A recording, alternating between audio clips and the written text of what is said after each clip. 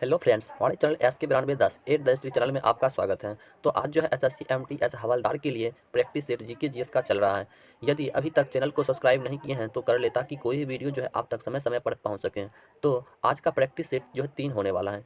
यदि पिछले वीडियो को देखना चाहते हैं तो वीडियो के डिस्क्रिप्शन में टेलीग्राम का लिंक दिया गया है, वहाँ से जुड़कर पिछले वीडियो को देख सकते हैं। तो आज का प्रश्न जो है हम लोग स्टार्ट करते हैं। तो आज का प्रश्न है कि तरुणावस्था में नदी अपवर्तन का विशिष्ट लक्षण निम्नलिखित में से कौन सा है।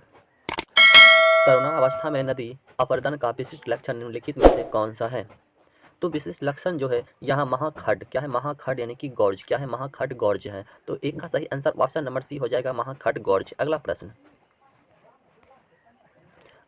है 2 नंबर प्रश्न है कि जब नदी मैदानी क्षेत्र में प्रवेश करती है तो वह मोड़दार मार्ग पर बहने लगती है, जिन्हें क्या कहा जाता है। जब नदी मैदानी क्षेत्र में प्रवेश करती है तो वह मोड़दार मार्ग पर बहने लगती है, जिन्हें क्या कहा जाता है। तो उसे विसर्प कहा जाता है। क्या कहा जाता है? तो विसर्प कहा जाता है। जब नदी मैदानी क्षेत्र में प्रवेश करती है तो वह मोड़दार मार्ग पर बहने लगती है, जिन्हें विसर्प कहा जाता है। तो 2 का सही आंसर ऑप्शन सी हो जाएगा, विसर्प। अगला प्रश्न है 3 नंबर कि किस टीम ने तमिलनाडु को फाइनल में हराकर चौथी बार 2019 से 20 विजय हजारे ट्रॉफी जीती है। किस टीम ने तमिलनाडु को फाइनल में हराकर चौथी बार 19 से 20 विजय हजारे ट्रॉफी जीती है। तो ये कर्नाटक ने जीता है। कौन जीता है? तो कर्नाटक ने जीता है। तो 3 का सही आंसर कर्नाटक हो जाएगा। क्या हो जाएगा? कर्नाटक हो जाएगा। अगला प्रश्न है कि निम्नलिखित में से कौन सा दुनिया का तीसरा सबसे ऊंचा पर्वत है। निम्नलिखित में से कौन सा दुनिया का सबसे तीसरा ऊंचा पर्वत है। तो दुनिया का सबसे तीसरा ऊंचा पर्वत जो है वो कंचनजंगा। क्या है? कंचनजंगा। वही पूछेगा कि भारत का सबसे ऊंचा पर्वत कौन सा है, तो कंचनजंगा हो जाएगा। भारत में सबसे ऊंचा पर्वत जो है वो कंचनजंगा, और विश्व में जो है तीसरा सबसे ऊंचा पर्वत कौन सा है? कंचनजंगा, जो कि अपना भारत में है। अगला प्रश्न है 5 नंबर कि ब्रिटिश वायसराय यानी कि लॉर्ड कर्जन ने बंगाल का विभाजन किस वर्ष में किया था। ब्रिटिश वायसराय लॉर्ड कर्जन ने बंगाल का विभाजन जो है कब किया था। तो ये 1905 में किया था। कब किया था? तो ये 1905 में किया था। ब्रिटिश वायसराय लॉर्ड कर्जन ने बंगाल का विभाजन जो है यह 1905 ईस्वी में किया है। तो ऑप्शन के अनुसार इस प्रश्न का आंसर क्या हो जाएगा। तो ऑप्शन के अनुसार जो है प्रश्न का आंसर हो जाएगा ऑप्शन बी हो जाएगा, 1905 में। अगला प्रश्न है 6 नंबर प्रश्न है कि ग्रामीण बैंकों पर कार्यकारी समूह की सिफारिशों के फलस्वरूप शुरू में 5 ग्रामीण प्रादेशिक बैंक स्थापित किया गया था। कब किया गया था? ग्रामीण बैंकों पर कार्यकारी समूह की सिफारिशों के फलस्वरूप शुरू में 5 ग्रामीण प्रादेशिक बैंक स्थापित किया गया था। तो ये जो है कब किया गया था? तो 1975 में किया गया था। कब किया गया था? तो ये 1975 में किया गया था। तो 6 का सही आंसर जो है 1975 में हो जाएगा। क्या हो जाएगा? 1975। अगला प्रश्न है 7 नंबर कि निम्न में से कौन सा एक वैकल्पिक धन का उदाहरण है। निम्न में से कौन सा एक वैकल्पिक धन का उदाहरण है। तो वैकल्पिक धन का उदाहरण चेक है। क्या है? चेक है। क्या हो जाएगा? चेक हो जाएगा, क्योंकि एक क्या है? वैकल्पिक धन का उदाहरण है चेक। अगला प्रश्न है 8 नंबर में प्रश्न है कि निम्नलिखित में से क्या गैर संविदा आय है। क्या गैर संविदा आय है? तो वो लाभ है। क्या है? तो लाभ है। क्या हो जाएगा? लाभ हो जाएगा। तो 8 का सही आंसर लाभ हो जाएगा, जो कि क्या है? एक गैर संविदा आय है। अगला प्रश्न है 9 नंबर कि 2016 रियो पैरालंपिक खेलों में कांस्य पदक जीतने वाला वरुण सिंह भाटी का किस खेल से संबंध था। 2016 रियो पैरालंपिक खेलों में कांस्य पदक जीतने वाला वरुण सिंह भाटी का किस खेल से संबंध था। तो इस प्रश्न का सही आंसर जो है ऑप्शन नंबर सी हो जाएगा, हाई जंप। क्या हो जाएगा? High jump. 2016 रियो पैरालंपिक खेलों में कांस्य पदक जीतने वाला वरुण सिंह भाटी का किस खेल से संबंध था। तो हाई जंप से था। किससे था? हाई जंप से। 9 का सही आंसर हाई जंप हो जाएगा। अगला प्रश्न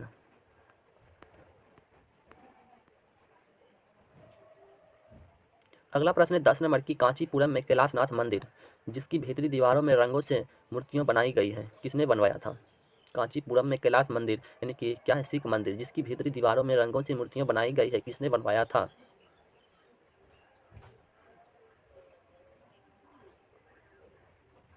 तो नरसिम्हा वर्मन ने बनवाया था। कौन बनवाया था? नरसिम्हा वर्मन ने बनवाया था। तो 10 का सही आंसर हो जाएगा नरसिम्हा वर्मन ने। अगला अगला प्रश्न है 11 नंबर की गांधी इरविन समझौता भारत के लिए निम्नलिखित में से किस आंदोलन से संबंधित था। गांधी इरविन समझौता भारत के लिए निम्नलिखित में से जो है किस आंदोलन से संबंधित था। तो गांधी इरविन समझौता जो है ये सविनय अभिज्ञा आंदोलन से संबंधित था। किससे संबंधित था, तो सविनय अभिज्ञा आंदोलन से जो है गांधी इरविन समझौता संबंधित था। तो 11 का सही आंसर ऑप्शन ए हो जाएगा, सविनय अभिज्ञा आंदोलन। अगला प्रश्न है 12 नंबर की प्रश्न है कि लठमार होली कहाँ मनाई जाती है। लठमार होली जो है कहाँ मनाई जाती है। लठमार होली कहाँ मनाई जाती है। तो लठमार होली जो है यह बनारस, कहने का मतलब नंदगांव में मनाया जाता है। बनारस और नंदगांव में मनाया जाता है। तो 12 का आंसर हो जाएगा बनारस और नंदगांव। क्या हो जाएगा, बनारस और नंदगांव में जो है लठमार होली मनाई जाती है। अगला प्रश्न,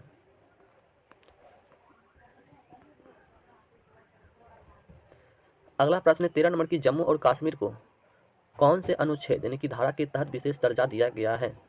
जम्मू और कश्मीर को कौन से अनुच्छेद के तहत विशेष दर्जा दिया गया है। तो ये 370 के तहत दिया गया है। किसके तहत दिया गया है, तो 370 के तहत दिया गया है। तो 13 का सही आंसर हो जाएगा 370 आर्टिकल। अगला प्रश्न, अगला प्रश्न है 14 नंबर कि भारतीय संविधान का नागरिकत्व पर चारा किस देश की संविधान से प्रेरित है। तो यह जो है प्रेरित है यूके से प्रेरित है। किससे प्रेरित है, यूके देश से प्रेरित है। अगला प्रश्न, अगला प्रश्न है 15 नंबर। 15 नंबर में प्रश्न है कि निम्नलिखित में से कौन फ्रांसीसी क्रांति के आदेशों से प्रेरित था। निम्नलिखित में से कौन फ्रांसीसी क्रांति के आदेशों से प्रेरित था। तो फ्रांसीसी क्रांति के आदेशों से जो प्रेरित था वो टीपू सुल्तान था। कौन था, तो टीपू सुल्तान था। प्रश्न है कि निम्नलिखित में कौन फ्रांसीसी क्रांति के आदेशों से प्रेरित था। तो टीपू सुल्तान था। कौन था, टीपू सुल्तान। तो 15 का सही आंसर हो जाएगा टीपू सुल्तान। अगला प्रश्न, अगला प्रश्न है 16 नंबर कि पत्ती की निचली सतह पर स्थित मतलब छोटे छिद्र को क्या कहते हैं। पत्ती की निचली सतह पर जो स्थित छोटा एक छिद्र होता है उसको क्या कहते हैं। तो उसको रंध्र कहते हैं। क्या कहते हैं, तो उसको जो है रंध्र कहा जाता है। छिद्र, पत्ती के नीचे में जो छोटे सा एक छिद्र होता है उसको जो है रंध्र कहा जाता है। क्या कहा जाता है, तो रंध्र कहा जाता है। अगला प्रश्न,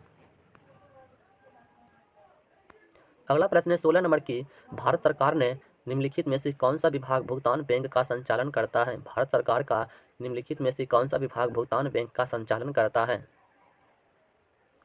तो भारत सरकार का जो है कौन सा बैंक जो करता है, तो वो डाक विभाग करता है। कौन करता है, तो डाक विभाग करता है। तो भारत सरकार के निम्नलिखित में से कौन सा विभाग भुगतान बैंक का संचालन करता है, तो डाक विभाग करता है। तो 17 का सही आंसर हो जाएगा डाक विभाग। अगला प्रश्न, अगला प्रश्न है 18 नंबर।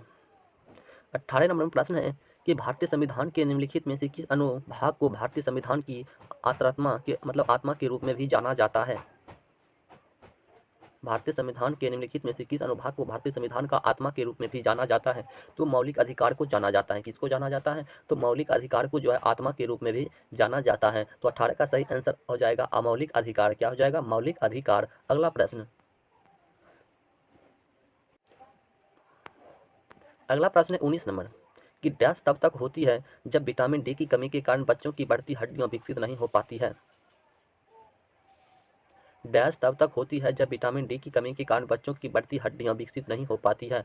तो सूखा रोग क्या होता है, तो सूखा रोग तब होती है जब विटामिन डी की कमी के कारण बच्चों की बढ़ती हड्डियां जो है विकसित नहीं हो पाती हैं। क्या होता है, नहीं हो पाती है। और ये विटामिन डी का रासायनिक नाम क्या है, तो विटामिन डी का रासायनिक नाम जो होता है वो कैल्सीफेरॉल होता है। क्या होता है, तो कैल्सीफेरॉल होता है। वही रतौंधी, ये रतौंधी जो है विटामिन ए के कारण जो होता है रतौंधी होता है। और विटामिन ए का रासायनिक नाम क्या होता है, तो विटामिन ए का रासायनिक नाम जो है वो रेटिनॉल होता है। क्या होता है, रेटिनॉल होता है। अगला प्रश्न,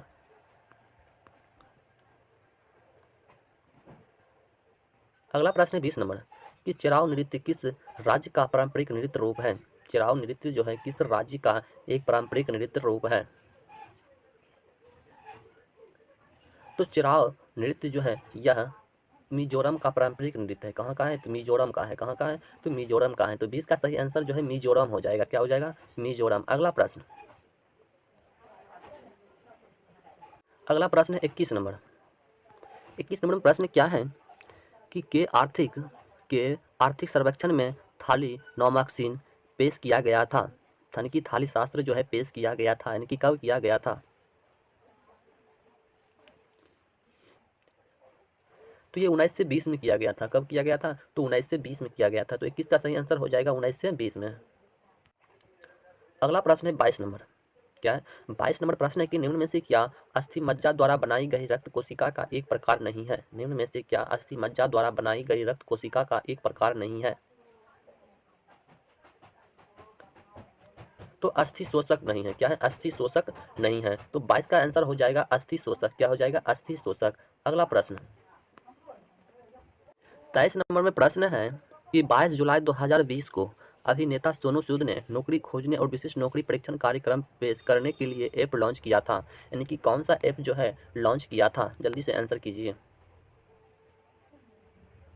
तो प्रवासी रोजगार ऐप लॉन्च किया था। कौन सा लॉन्च? प्रवासी रोजगार ऐप जो है लॉन्च किया था। अगला